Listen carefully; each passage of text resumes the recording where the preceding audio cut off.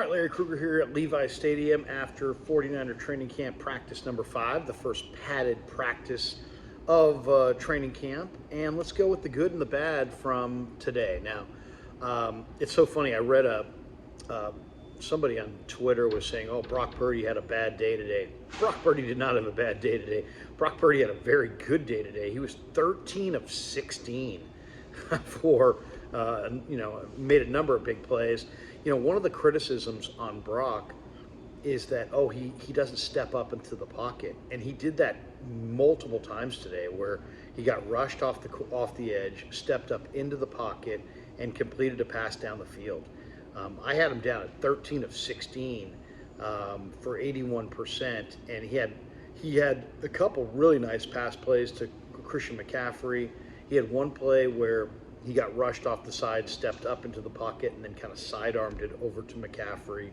But 13 of 16. He had the interception by Dre Greenlaw, and at one time he got the ball knocked out of his hand, and I think they ruled it a fumble. We also saw Cleveland Farrell kind of strike his elbow, or at least near the elbow, late in practice. Somebody needs to talk to Cleveland Farrell and say, stay off Brock Purdy's elbow. But Brock was really good today. Trey Lance was really good today as well. Lance, 9 of 11, 81%. He had a couple really nice balls, too. He had one to Danny Gray, which was just an absolute rope.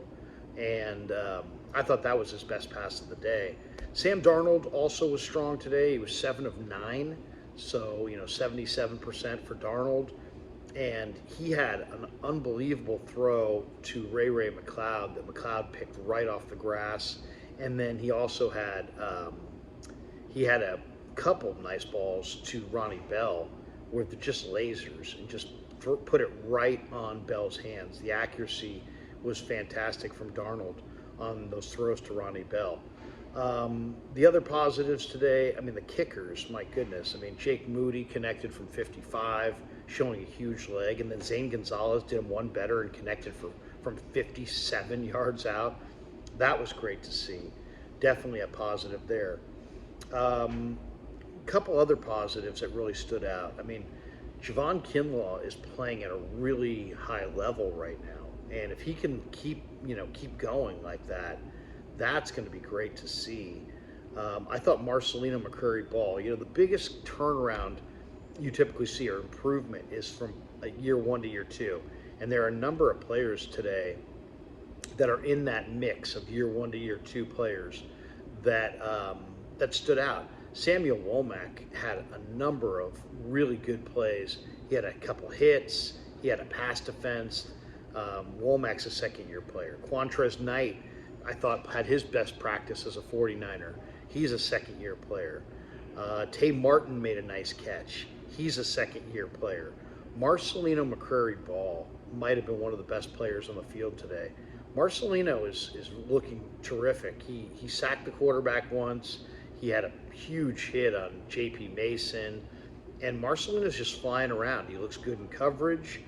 He's making big hits.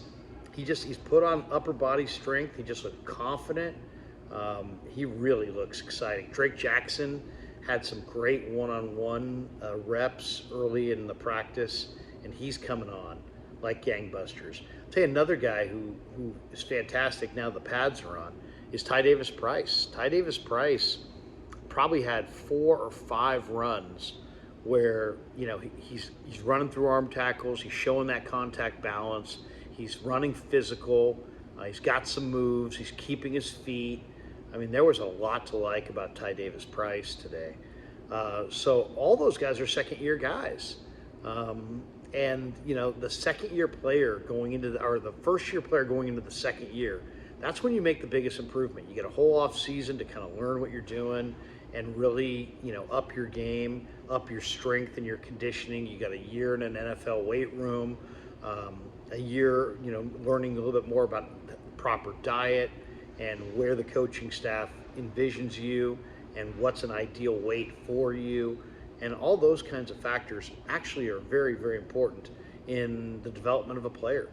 If you're going to ask me to do X, then I've got to get my body in a certain condition. So if you're a guy like Marcelino just looks like he's actually put on good weight. and he's gotten faster. So that was great to see. I thought he was very impressive today.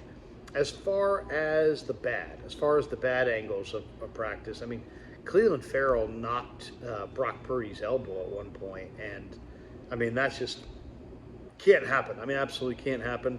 I'm sure somebody will say something to Farrell that, like, hey, you know what, you just can't do that. I really love what I've seen from Spencer Wagee, but in the one-on-ones, he was getting stonewalled by some of the interior offensive linemen. It's just there wasn't a lot of counter moves to his initial push, so that kind of stood out. And then I would say in the one-on-ones, the offensive tackle, some of the 49ers are looking for who's going to be their swing tackle. Trent Williams is your left tackle. Colton McKivitz is your right tackle.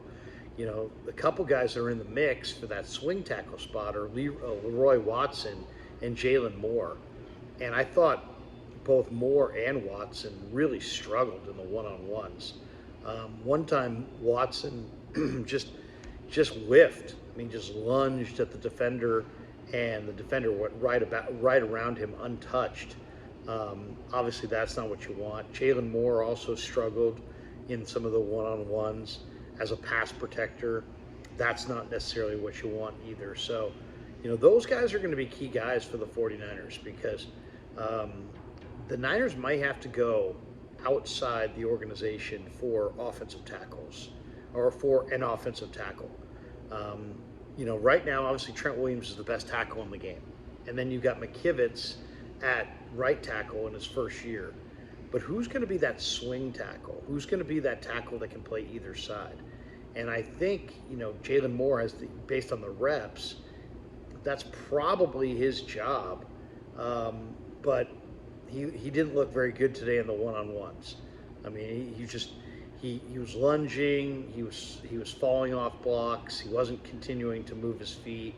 And as I said, Watson, it just seemed like some of the speed of the Niner edge rushers just overwhelmed Leroy Watson. So those were two of the negatives for sure. Watson and Jalen Moore struggling in the one-on-ones.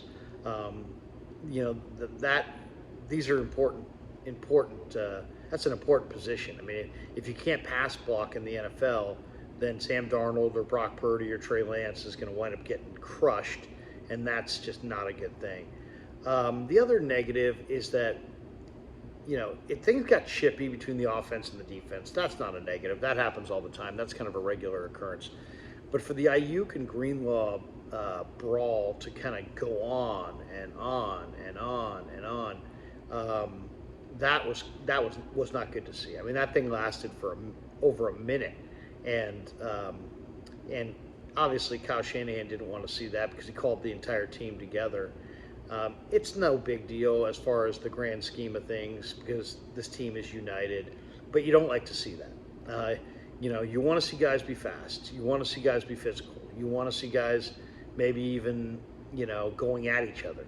An occasional skirmish or fight is totally fine. What you don't want is an extended brawl that goes on and on and on, and maybe gets personal, and maybe there's a holdover effect into the locker room. I doubt that's going to be the case, but when you watch Greenlaw and Ayuk going at it today, it wasn't like a little push thing or guys grabbing each other's face masks. It went on and on and on, and there was definitely a different tone to practice after that skirmish. And maybe the coaches on one level really like it, but they don't like to see it go. They don't like to see prolonged brawls at camp. All right, hope you enjoyed our video on the good and the bad from training camp. And tomorrow's another day. We'll be back out here. Later today, you can check me out on Grant Cohn's channel. We'll stream tonight on his channel and talk a little bit about the first 5 practices of training camp.